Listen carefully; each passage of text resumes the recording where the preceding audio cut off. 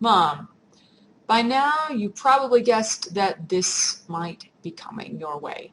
In the recent past, Emily and Andrew have sent you letters identifying things that happened in the past that they felt were inappropriate and outlining ways that they feel they can build a more healthy future for themselves and for their families, basically redefining relationships for their own benefit.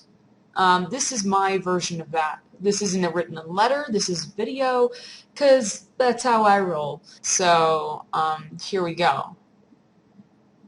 Mom, you abused me. You made me suffer physical, emotional, and verbal violence. You also abused my siblings. You did a lot of things, both good and bad, but what I want to focus on here is me. Your abuse isn't something that can be undone. Your actions, regardless of denial, excuses, or convenient explanations, do nothing to change the past. After all these years, I realize a very important thing. I owe you nothing.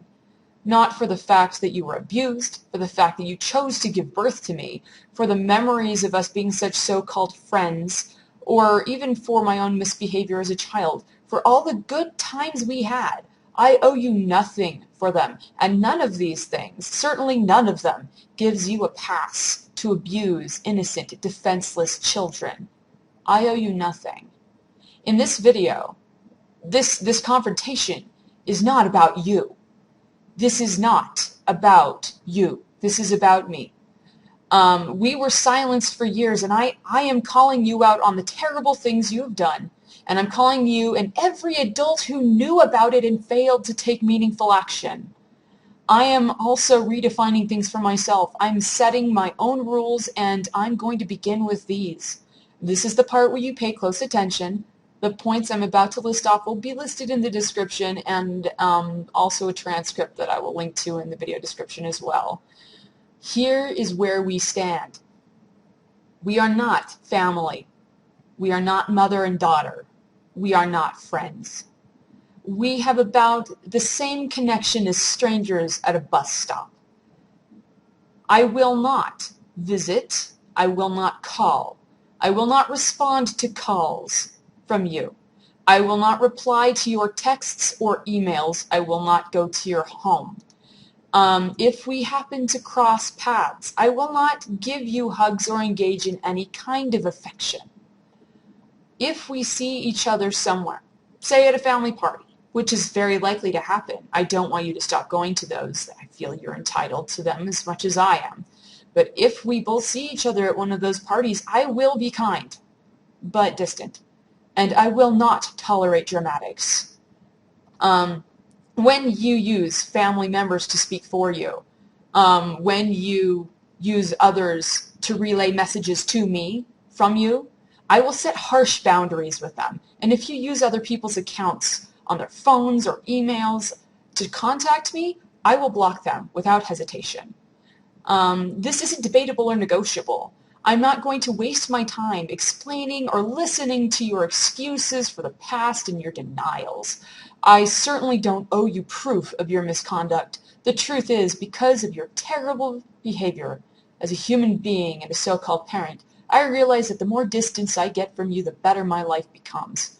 And for my own mental and emotional health, these are the boundaries that I require. The further I get from you, the more I can grapple with the burden that you've laid on me. Your terrible behavior has crippled my ability to function as an adult. But don't worry. Even when you're gone from my life, you'll still be in the memories of a terrified child, hiding under covers, bushes, piles of wood, under stairs, up the block, in the mountains or in the basement. You'll live on in the fight or flight terror that grips me when I hear screaming or crying. You'll live on in the memories of bruises, objects you trained me to identify as weapons. In the nightmares I have of you slaughtering my siblings, which have haunted me for years.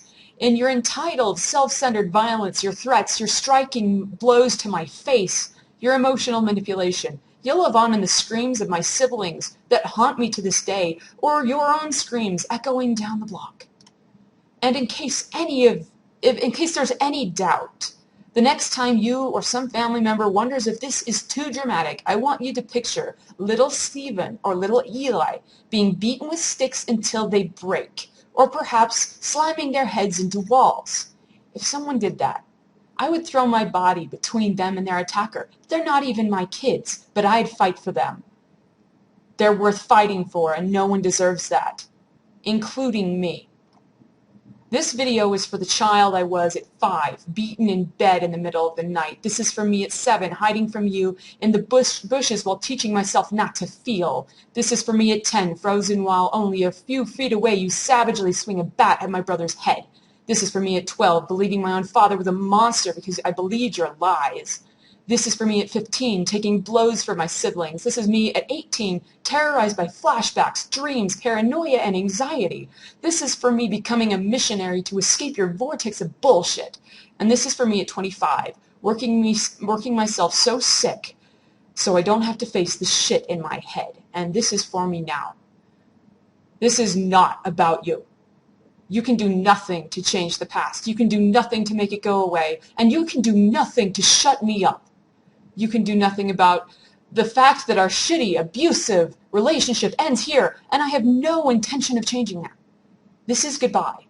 No negotiation, no pleading, no tears. We're done.